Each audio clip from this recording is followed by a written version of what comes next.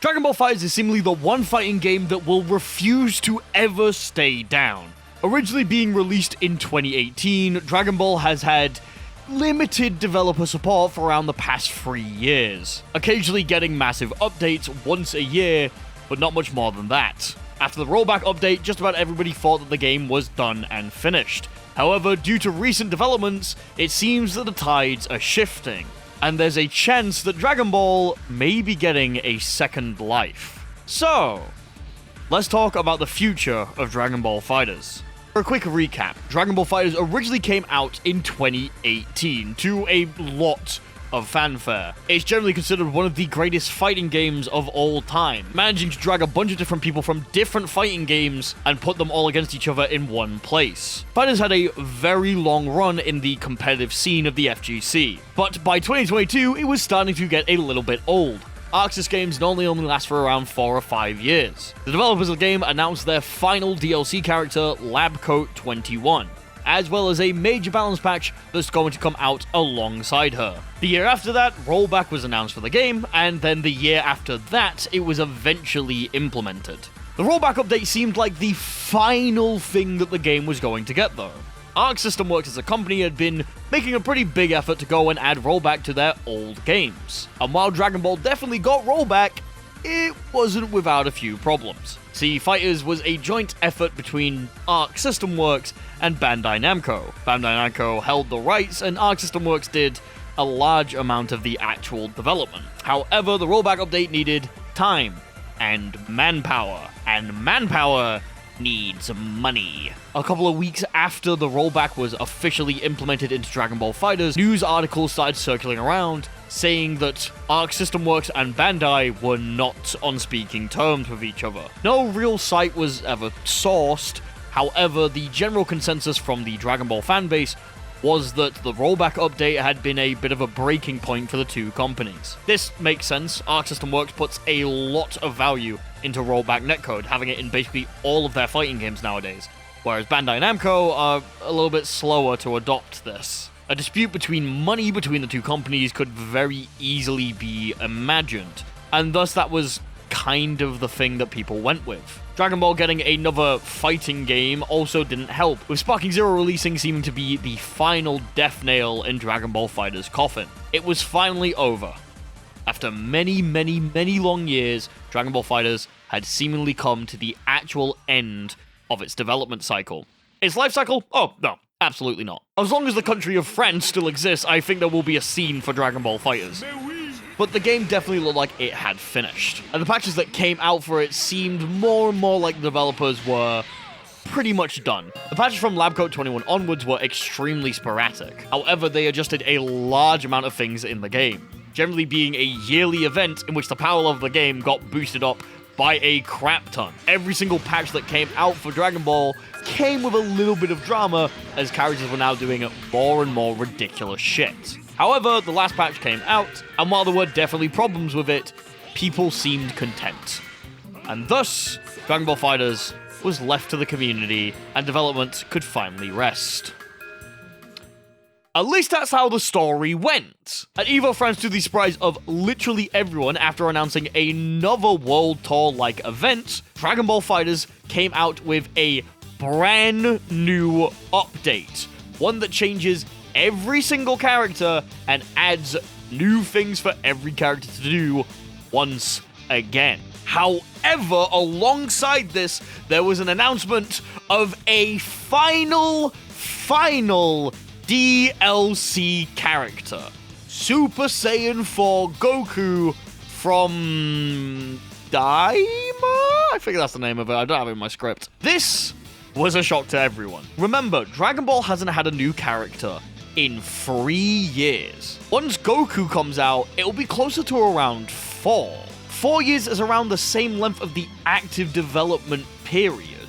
Adding a new character to a game this old is not something that you just do. It's something that you do if you have something up your sleeve.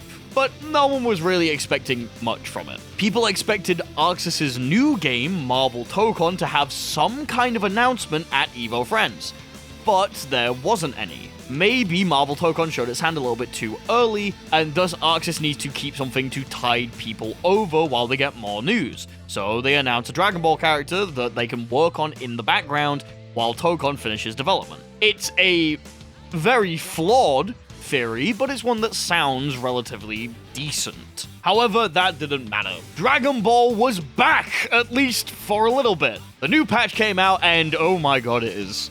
whoo, it's a patch. The power level has once again been increased dramatically, characters are touch of deathing each other all over the place, and if you're a hit player, you are absolutely stoked, because you have the easiest confirms in the fucking world now. Not to mention, UI Goku's back on top. The world is finally back in the place where it should be. The patch seems to have rustled a couple of feathers. The general consensus I've got is if people are playing Dragon Ball, they're kind of okay with the bullshit at this point. Like, it's been 4 years of ridiculous patches that increase the power level. At some point, you kind of just get used to it and begin laughing alongside everyone. But there were definitely things in this patch that would have been addressed if they were actively being developed on. Like I said, hits TODs are a little bit too easy, and characters like UI Goku and Zamasu are doing things that they really shouldn't be allowed to get away with. But this was going to be the new reality. We had a whole year of fusion teams, and we nearly had a whole year of LabCope 21 fucking people up. People were ready for nothing.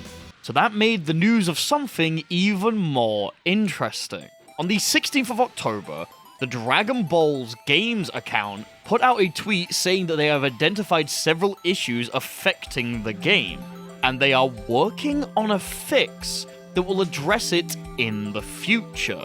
This apology shows that people are actively working on Dragon Ball FighterZ as we speak. Now, that obviously makes sense. They announced a new character that needs to come out. However, this isn't the final piece of the story. This account talks about basically every single Dragon Ball game that comes out. It's essentially just a giant Dragon Ball PR account for their video game division. So if there's anything Dragon Ball game related, this Twitter account will talk about it, as well as teasing possible things that will happen in the future. You see, in January is this big Dragon Ball event that's going to happen called Dragon Ball Genki Dama Festival. And alongside the announcement post of this, the Dragon Ball Games Twitter account said a new Dragon Ball game project will be unveiled this January during the Dragon Ball Genki Daimatsu event in Japan. So, seeing this just so close to the announcement of Super Saiyan 4 Goku in FighterZ, a lot of people had a pretty simple question in their brain. Is FighterZ back? And I can sit here and proudly say, maybe. Probably not, but maybe. Let's look at the actual grounds of everything that's happening. Arc System Works as a company like to update their games several years after they're done. Obviously, with old title updates, this happened way more, but Granblue, a more modern ArcSys game, got an entire title update with Granblue Fantasy vs. Rising. Guilty Gear Strive is having a giant 2.0 update sometime next year. If a game is successful from Arc System Works, they like to try and keep it going as long as possible. And the biggest game that they've had in recent history was Dragon Ball FighterZ. Hell, Dragon Ball FighterZ 2.0 was something that people asked for so much that it constantly got leaked on those really shitty 4chan post leaks. From a business decision, a 2.0 from Dragon Ball FighterZ would make sense. Revamp everything, get a new season pass going, add a bunch of crazy new bullshit that you can do, and do it all over again, right in time for the tag season. However, I've not forgotten the articles that were there previously. Assuming that their information was actually correct and journalists just didn't lie to us, Bandai aren't necessarily happy with Arc System Works right now. And Sparking Zero was definitely not a flop, no matter what people will tell you. So it may be that this is just a completely unrelated Dragon Ball game. Kakarot's seemingly come to an end, so there may be another version of that kind of game happening. Sparking Zero could possibly get a sequel, like it did do really well. Hell, it could be fucking Dragon Ball The Breakers for all I know. The announcement is so vague that it could mean literally anything. But there's nothing wrong with hoping. The situation is honestly unlikely. Marvel Tokon is going to be taking a lot of time away from Arc System Works, so I don't know if they necessarily want to work on two massive tag games from two massive brands that would release possibly around the same time. But it's also not like they've been stopped with that before. Personally, I'm erring on the side of optimistic caution. It would be really cool if we got a Fighters 2.0 update.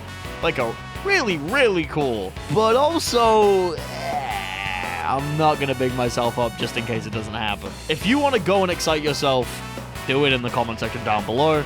But just know, in my not professional opinion, don't get your hopes too high up.